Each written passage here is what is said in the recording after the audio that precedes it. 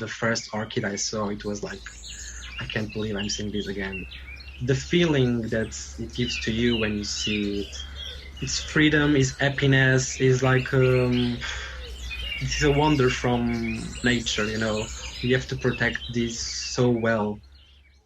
Today I'm delighted to be speaking to Gonçalo Santos. Gonçalo is a 27-year-old chemist and amateur botanist from Portugal. His passion for plants started in 2014 when he began creating a communal garden with over 500 species. He has been living in Dublin since 2018 and has fallen in love with our native plants, especially our orchids in the Burren. Burren Nature Sanctuary is reopening on July the 1st, so Nature Magic will move to fortnightly episodes over the summer. Welcome, Gonçalo Santos.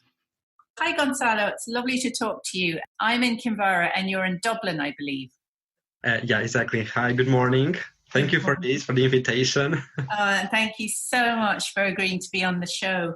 Do you want to tell us a little bit about how you became so interested in nature or botany or orchids? Okay, so let's start. So I'm from Portugal. I started this passion, I think, in 2014, and everything started on Mother's Day because we have in my apartment some kind of big pots in our windows. So my idea was to buy some compost and some plants and create activity between my parents and my sister, and let's create big pots. Of course, I chose the herbs like mint, oregano, all those stuff, because it's something that we can use on the kitchen. Mm-hmm. And I remember when I went to the garden center, I was completely starstruck with a huge variety of different mints. And start from there, because I never imagined like 12 different chocolate, pineapple, ginger. So because most of the people only know the common one. And as I love to collect things since I'm a kid, I decided I have to have one of each. So you can imagine this is a big problem in botany, having one of each. So basically, obviously, after 1 month, the pot was not enough for all the species, especially mint that it loves to spread all over the pot. Did you have a garden or just pots?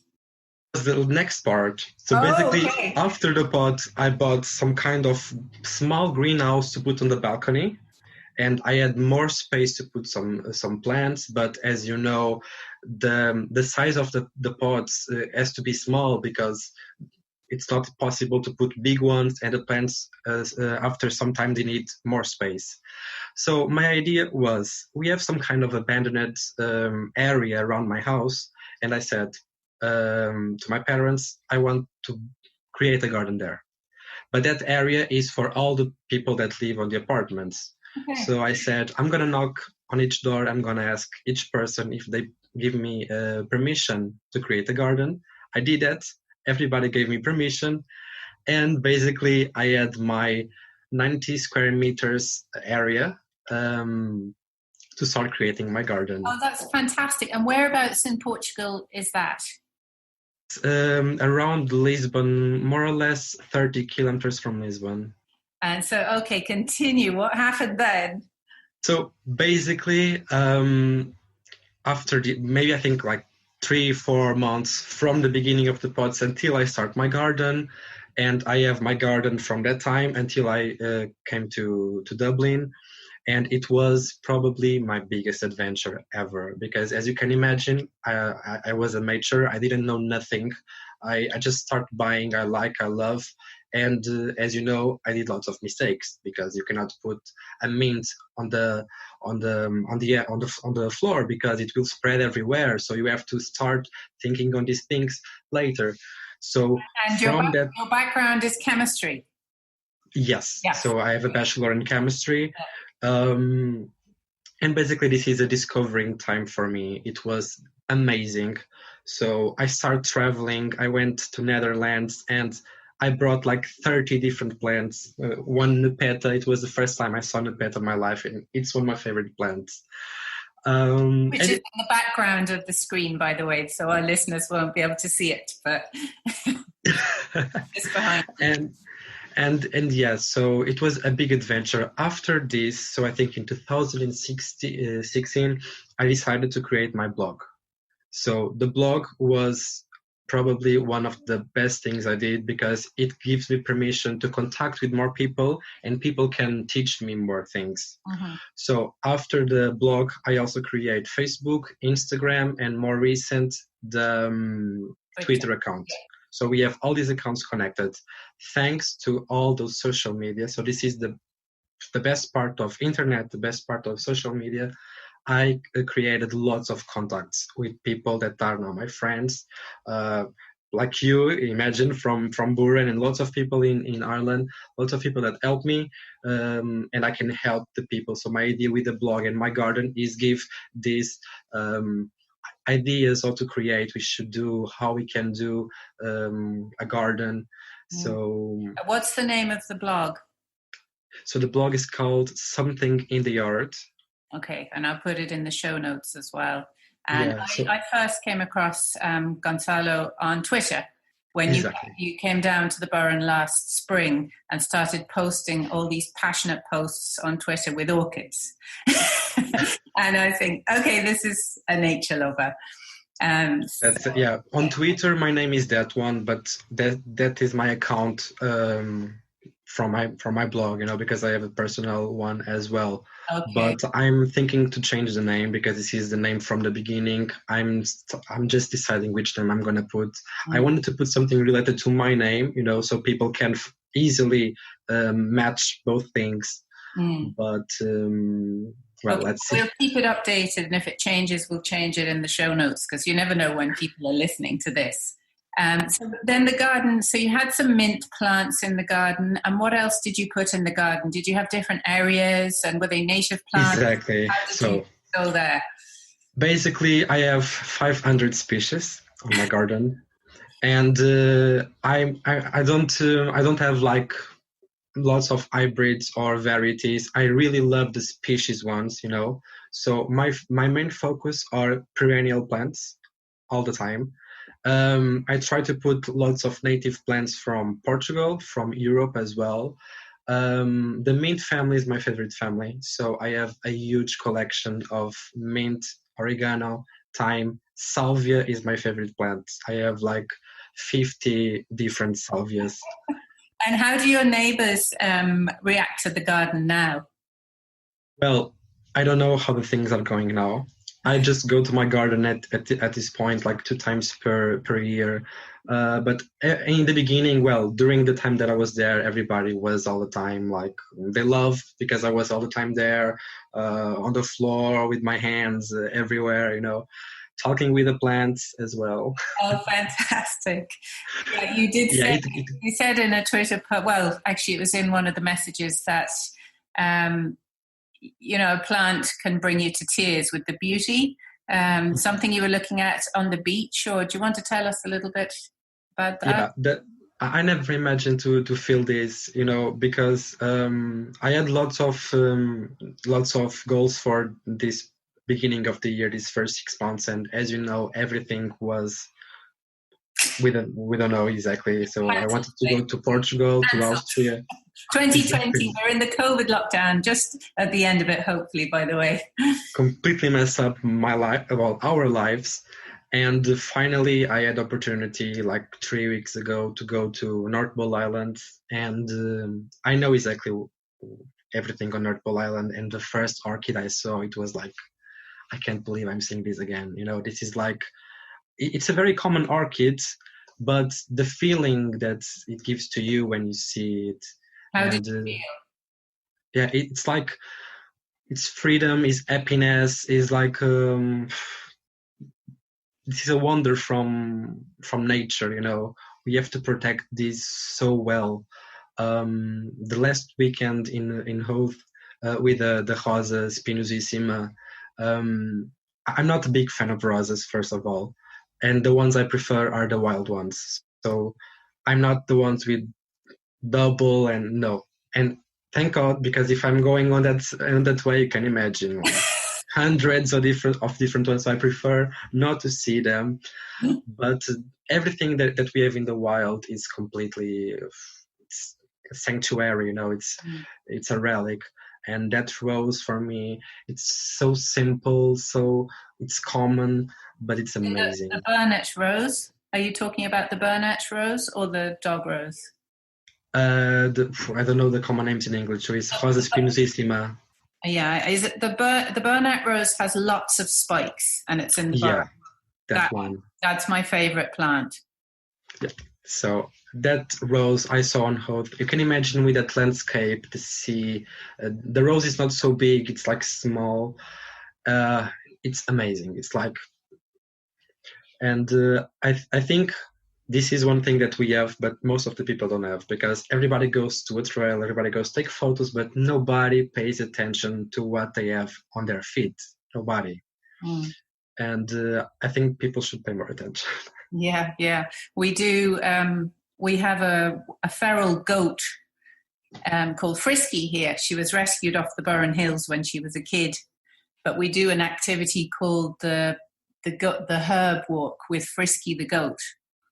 So we walk Frisky around the nature walk and we see what she's eating. Now it's normally dandelions, or it could be a little bit of oregano, marjoram, wild marjoram or something. But she stops and you can't go on until she's ready. So it forces everybody to stop. And even if it's a common dandelion, they start looking and focusing and, That's amazing. Yeah. Getting introduced to the plant.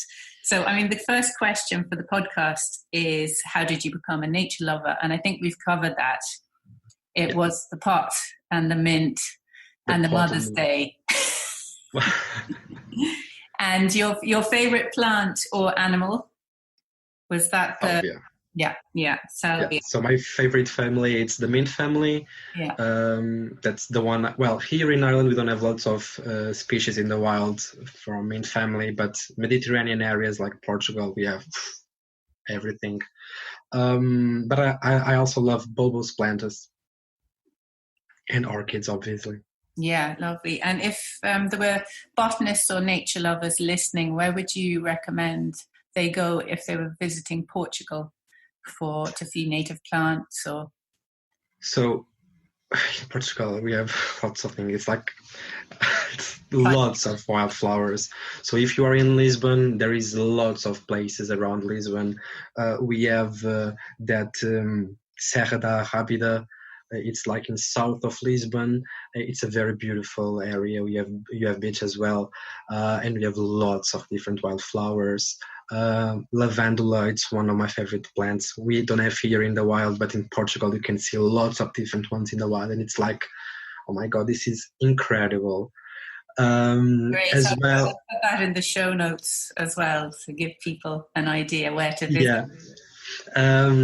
Also on north of Lisbon we have two mountain ranges, is Serra de Monte Junto and Serra da and Candeeiros, sorry, and it's also a big space, big area with beautiful landscapes and wildflowers everywhere. It's beautiful. And what brought you to Dublin? Is it just traveling, or you studied? Well, new opportunities, better life, better salary, better work conditions, but mainly to try to find a work on botany area. So I really want to be in touch with plants every day. Yeah. Okay. Well, hopefully somebody's listening. I hope so too. You can look in the show notes and contact Goncalo. So the next question is, what positive actions can you suggest for people to support nature? Have you anything in mind? Yes, I was thinking on that. And the first thing I want to say, I have two suggestions. The first suggestion is try to start a garden. Mm-hmm. When I say this, doesn't mean to have exactly a garden on the floor with compost. So you can have like pots on the terrace, on your balcony. But the most important thing is we have to pay so much attention to what we're going to buy. Okay. This is the biggest problem for me, because I'm seeing not good choices everywhere, mainly because some business areas are not selling the proper things. So I think people should investigate a bit, talk a bit more with people that knows, and first native species from Ireland. Second, native species from Europe. If you want to go to other places, make sure those plants are not invasive, are not dangerous to our plants. And it's very important people to understand all plants have a life cycle. So we should appreciate all phases of the plant, not only the flowers. Yeah. And that's what people are doing. They buy everything in flower. After that, they take and put another ones. No, we have all the phases. All the phases are beautiful. And if you do everything with some kind of knowledge, you can have flowers all over the year. So I think... Yeah, it's great advice. That is very good advice. Yeah. In Portugal, it's the same problem. Here, the same as well. Here, I think people have more conscience than in Portugal. But when I go to some places to buy flowers, I see right in front of my eyes, like big ones, the ones that we should not put. So, or we should avoid, Mm-hmm. We should go to other stuff first. And the second... What a couple of plants you could recommend for people who are beginners in Ireland? I think the herbs are a very easy way to start. Mm-hmm. Because with the exception of mint, don't put the mint on the floor. Put it on the pots. I think it's a very, very good way to start because they are super easy. You can use them on the kitchen. Most of them are perennials unless you are going to choose coriander or parsley or basil. However, there is perennial basil now. It's like, thank God we have this. I have to try if I can have it here on the terrace. At least in Portugal, like I'm having my perennial basil like for 3 years. It's really spoken about engaging people with nature. Did you have any other thoughts about what you could do with perhaps a group of people that were disengaged that might just change their mindset? I think people should go more often to the outside, leave a bit the urban areas and go to the nature. This is like a bipolar idea for me because in my idea, if we have more people there as well, we will have more problems, especially with the garbage. Because I've seen things on North Pole Island completely. I can't believe, really, this is a nature reserve, how we have so many garbage on the floor, near the orchids, near everything. So this is the first thing. Go to have walks, go to new trails. Explore on the internet. There is lots of groups, lots of people. You can ask me if anyone have any question. You can see as well on my blog. I have lots of ideas. Mm-hmm. But go and be in touch with the nature. Use your phone not to take selfies, but to take photos to the flowers to get to know a bit more the flora we have. And don't pick the flowers. Sorry? Don't pick the flowers. That's what I'm going to do. Please don't do that. Never. Yeah. I've seen things from Europe, people digging up to take orchids. It's like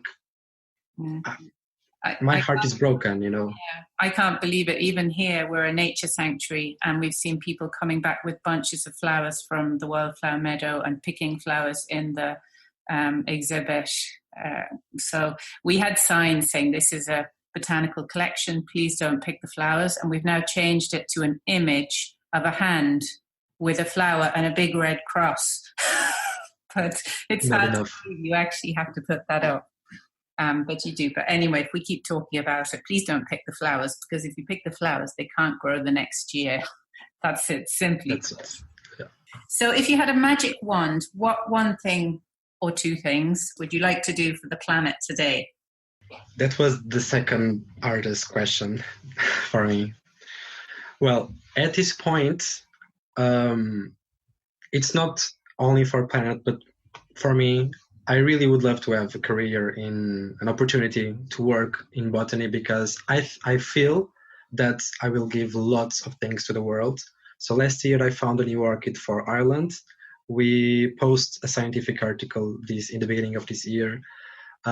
So I have lots of energy, lots of things that I want to do, and I really love to learn more and to get more knowledge, because I really want to help more the world. So I'm doing all of this on my free time. I'm going for field trips by my own. I'm writing on my blog. I'm writing everywhere by my own. So it should be amazing to get money to survive, just for that, to do this, because I really want to do much more. So you dedicate your passion to exactly planet. And probably the second thing I would say is some kind of magic wand to change people's minds, not only for nature, but to take all those demons that some people have in their heads. So imagine those ones that have the idea to collect plants, those ones that have the idea to steal pots from other people's houses. So those kind of things, I think we should, I hope these pandemics help people to rethink their ideas, that we should give more, we should contribute with more peace, more love, all those kind of stuff, and take all those demons from people, because we don't need them. Oh, that's a really wonderful message. Thank you. And thank you for dedicating all your time into your blog and everything. And I'm certain that you'll find the right role, and hopefully within Ireland, because it would be a shame to lose you. Thank you so much. Do you have a book that you'd like to recommend to our listeners? I'm going to be honest. Before I came to Dublin, I didn't have any book. So I just started buying books when I came to Dublin, because, well, I don't have garden. So I started to explore the wildflowers of Europe and Ireland, of course. So I bought like 10 books different. I'm going to just show 4. Okay. So the first one I bought was The Wild Plants of Burren, of course. So I had to bring this on my trip to Burren last year. It's by Charles Nelson. I think this is not the most recent edition. Yeah. We have it. Excellent choice. So that'll be in the show notes. Yeah. The second one is from Brandon Sawyer's The Ireland's Wild Orchids, with beautiful picture paints by Susan Sachs. Yeah. When we opened the Burren Nature Sanctuary, Susan donated some prints from that book to us, which we have hanging on the wall, which was really, really special. So thank you, Susan, if you ever get to listen to this. Thank you so much as well. That's a beautiful book. Her botanical painting is just something else. It's amazing. Their paints are amazing. So I really love this book. It's very handy, and it has all the orchids from Ireland. The big problem is understand which one we have in front of us, especially the Dactylorhiza. Yeah, because they hybridize, don't they? Yeah. So the third one is this Collins Wildflowers Guide of Ireland and Britain. This amazing book. I really love these taxonomic keys, and you can go through everything, most of the things. I think it's almost 2,000 species covered on this book. Fantastic. So it's very handy. But my favorite one, this is my favorite book. Last. Is a field guide of orchids in Europe and Mediterranean. Okay, I don't know that one. So this book is amazing. So you have almost all the orchids in Europe, with description, with maps where you can see them in Europe, with lots of beautiful pictures. Fantastic. We must get that one. We're partners with it's called the Jardin Botanique de Soyer in the Balearic Islands in Mallorca. And we do, there goes the blind. We do a joint wild orchid project with them, because there's quite a crossover with orchids in Ireland and in Spain, because it used to be, tectonic shift. They used to be together at some stage. And because Ireland actually wasn't linked to Britain, we have more of a crossover with the Spanish. I'm not sure about Portugal, probably Portugal as well. Yeah. Yeah, so that's very interesting. So we're doing a joint orchid location project with them. Fantastic. Amazing. So anyway, hopefully you'll come down to Kinvara and find us in the Burren Nature Sanctuary at some stage when the lockdown is over. So. I hope so. Thank you so much for all your work with the plants and inspiring people and your passion, and keep it up with the blog and Twitter. And I'll put everything in the show notes. And if you could send me all the names of all the books, we'll put all of them in as well. So okay. Thank you so much, Mary, for this. It's great to talk to you. Thank you for listening to the Nature Magic podcast. Please feel free to get in touch for any reason whatsoever. We would love to hear suggestions as to who you would like to hear speaking on the podcast, or any other questions. I will put my email in the show notes. Please visit the Burren Nature Sanctuary website at www.bns.ie and follow us on Facebook and Instagram to find out all about us. We welcome contributions towards our conservation projects and animal adoptions. Links to these can be found on the website shop page. And we also sell some beautiful, locally sourced Irish gifts, such as wild Atlantic seaweed baths, avoca rugs, and Irish fairy tales. We have gift cards for entrance when we are open again. All support is greatly appreciated. We will be back next Monday. Stay safe.